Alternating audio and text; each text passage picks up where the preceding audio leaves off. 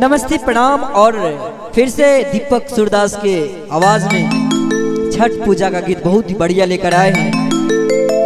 और आप सब इस चैनल को देख रहे हैं कि बहुत कम देख रहे हैं, आप लोग सब्सक्राइब भी नहीं कर रहे हैं। और हमारे दीपक सूरदास जी कभी कभी देखते सोचते हैं कि भाई मेरे अंधे जैसे आदमी को आप लोग सपोर्ट नहीं कर रहे हैं, है ना। तो ऐसा आप लोग प्लीज मत करिएगा, क्योंकि आप सब समझ सकते हैं, है ना। तो बहुत प्यारा सा प्रस्तुति आप सब सुनेंगे छठ पूजा का गीत। आइए।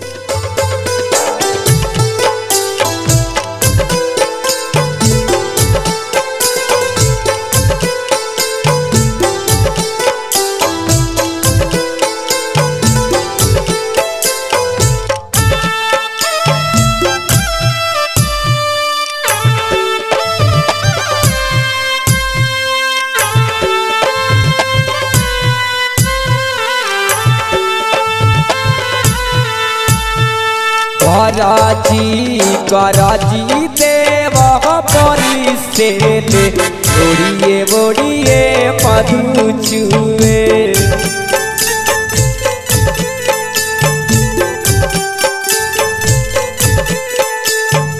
माथा पलई के दबुरा बात चली स्वामी छठी घाटे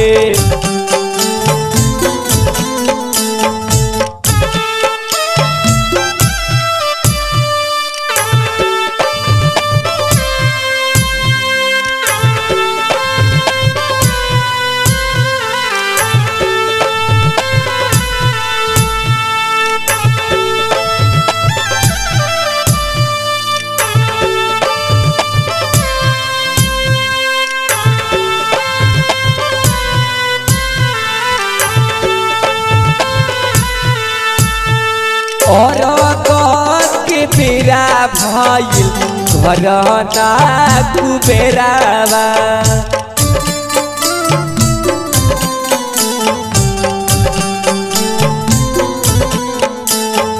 भइले अजोर धरे माथे पदौरावा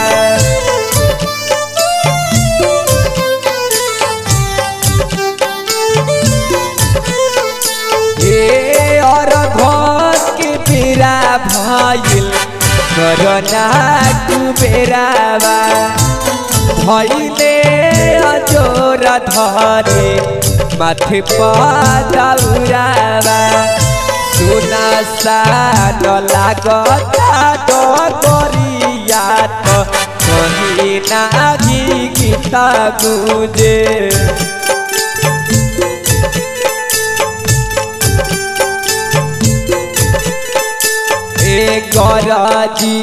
गराजी देवा परी से मोरिए मोरिए मधु चुए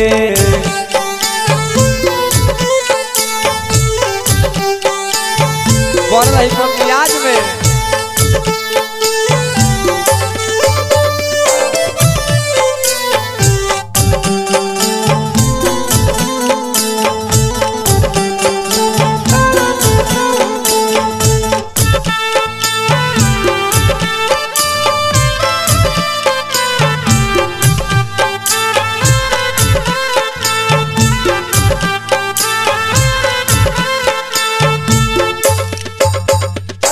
लागता कि आई जाई पतरी जमीन पर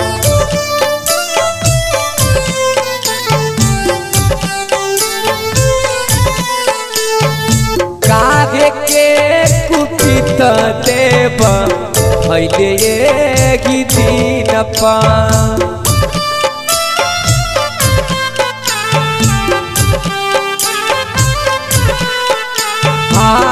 लागता कि आई जाई पतरी जमीन पर काहे के कुपित देव भइले एक दिन पर बबुआ के लेला तू को दिया तो मुखिया हमले हम कान्हे